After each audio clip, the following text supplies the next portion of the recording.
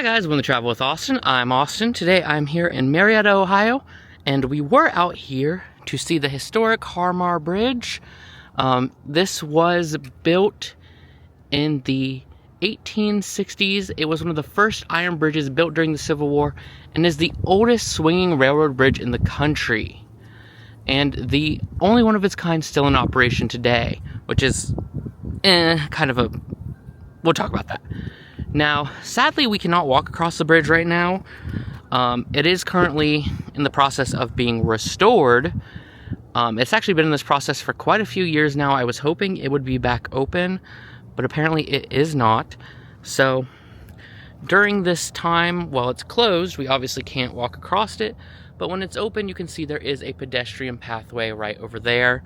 Of course, the rails have not been in use for a long time. Now, despite the age of this bridge, the swinging part of it actually still works. Now, saying it is still in operation is kind of false, but as of yesterday, actually, which would have been January 12th, 2024, it's actually kind of correct again, I guess. So, the bridge has not swung in many, many years. However, just the other day, I believe on January 12th, it could actually be planned for January 13th. They actually had to swing the bridge open once again as they needed a boat to get across it that would not fit underneath it due to the boat's height and, of course, the raised water levels of the Ohio River. So it did actually raise or swing recently. However, it does not swing on a normal basis. And as of this moment, while it is being restored, it's not even in operation as a pedestrian bridge. Hopefully one day I will get to come back when this is actually open and we can take a walk across it, or maybe I'll be lucky enough to be here on a day when it swings open.